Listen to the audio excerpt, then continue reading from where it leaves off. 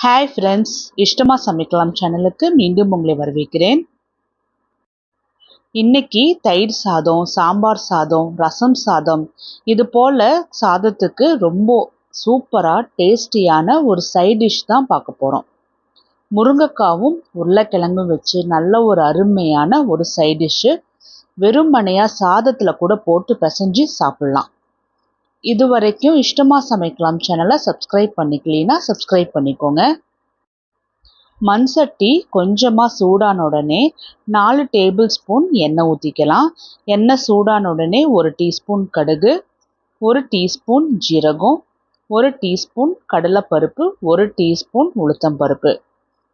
இது எல்லாமே நல்லா ஒரு கோல்டன் ப்ரௌன் கலரில் மாறுற அளவுக்கு நல்லா வறுத்தது போல் எடுத்துக்கணும்.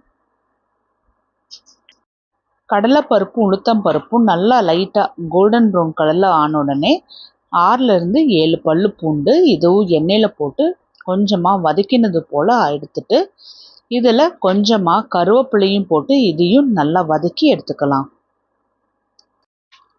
பூண்டு ஒரு 50% வறுபட்ட உடனே ஒரு நார்மல் சைஸ் வெங்காயம் சின்ன சின்னதாக கட் பண்ணி போட்டுடலாம். வெங்காயத்தை எண்ணெயிலேயே நல்லா வதக்கி எடுக்கணும். கோல்டன் ப்ரௌன் கலர் ஸ்டேஜை விட இன்னும் கொஞ்சம் முன்னாடி ஸ்டேஜ் வர அளவுக்கு நல்லா வறுத்து எடுத்துக்கிட்டோம் அப்படின்னா பொரியல் நல்லாவே டேஸ்ட்டாக இருக்கும். வெங்காயமும் பாருங்கள் நல்லாவே வதங்கி வந்திருக்கு.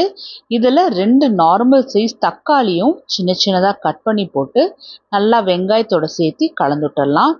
ஆரம்பத்தில் தக்காளி கொஞ்சம் ஹார்டாக இருக்கிறது போல தான் இருக்கும். கொஞ்சமாக வதங்கின உடனே பார்த்தோம்னா தக்காளி நல்லாவே சாஃப்ட் ஆயிரும். தக்காளி பார்த்தோம்னா வெங்காயத்தோட சேர்த்து நல்லா மர்ஜ் ஆகி நல்லா குழஞ்சி வந்துடணும். இந்த ஸ்டேஜில் 2 நார்மல் சைஸ் உருளைக்கிழங்கு நான் கொஞ்சம் பெருசாக கட் பண்ணி வச்சுருக்கேன். அதையும் வெங்காய தக்காளியோட சேர்த்திட்டு 1/4 டீஸ்பூன் மஞ்சள், 1 டேபிள் ஸ்பூன் கரம் மசாலா தூள். உங்கள்கிட்ட கரம் மசாலா தூள் இல்லைனாலும் குழம்பு மிளகாத்தூள் கூட சேர்த்திக்கலாம். கரம் மசாலா தூள் சேர்த்தும் போது நல்ல ஒரு வாசனை ஃப்ளேவர் இருக்கும். இதை தக்காளி வெங்காயத்தோட சேர்த்து நல்லா முழுமையாக கலந்துட்டுட்டு 1 டம்ளர் அளவு மட்டும் தண்ணி ஊற்றிட்டு நல்லா கலந்துட்டலாம். உருளைக்கிழங்கை நல்லா வேக வச்சு எடுக்கணும். மசாலாவோட சேர்த்து உருளைக்கிழங்கு எல்லாமே ஒரு முறை நல்லா கலந்துட்டுட்டு டிஸ்டர்ப் பண்ணாமல் விட்டுடலாம். 20லேருந்து 25 நிமிஷத்துலேயே உருளைக்கிழங்கு நல்லாவே வெந்து வந்துடும். எனக்கு ஒரு 20 மினிட்ஸ்லேயே உருளைக்கிழங்கு நல்லா வெந்து வந்துருச்சு. இதை நல்லா ஒரு முறை கலந்துட்டலாம். உருளைக்கிழங்கு வெந்ததுக்கு அப்புறமா தான் முருங்கைக்காய் போட போகிறோம். நான் 2 முருங்கைக்காவை இது போல் நீட்டமாக கட் பண்ணி வச்சுருக்கேன். முருங்கைக்காய் சீக்கிரமாக வெந்துடும். அதனால் உருளைக்கிழங்கு போடுற டைம்லேயே முருங்கைக்காய் போட்டோம் அப்படின்னா முருங்கைக்காய் லேயராக பிரிஞ்சு வந்துடும். அதனால் வெந்ததுக்கப்புறம் போட்டோம் அப்படின்னா முருங்கைக்காய் நல்லா முழுசாக இருக்கும். ஒரு 10 நிமிஷம் விட்டோம் அப்படின்னாவே முருங்கைக்காய் நல்லா வெந்து வந்துடும். முருங்கைக்காய் பாருங்கள் கலரும் நல்லா மாறி இருக்கு, நல்லா வெந்து வந்திருக்கு. தண்ணியுமே நல்லா வற்றி வந்திருக்கு. கிரேவி போல் இருக்கக்கூடாது. சாதத்தில் போட்டு பிசைஞ்சு சாப்பிட்ற ஒரு பொரியல் மாதிரி இருக்கணும். அப்போ தான் டேஸ்ட்டாக இருக்கும்.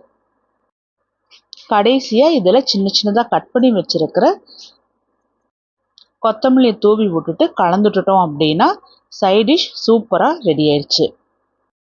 இது சாம்பார் சாதம், ரசம் சாதம், தயிர் சாதத்துக்கெலாம் அவ்வளோ அருமையாக இருக்கும். ட்ரை பண்ணி பாருங்கள்.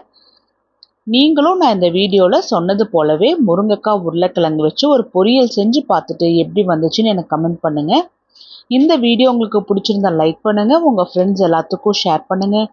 இஷ்டமாக சமைக்கலாம் சேனலுக்கு சப்ஸ்கிரைப் பண்ணி கூடவே பெல் ஐக்கான் ப்ரெஸ் பண்ணுங்கள்.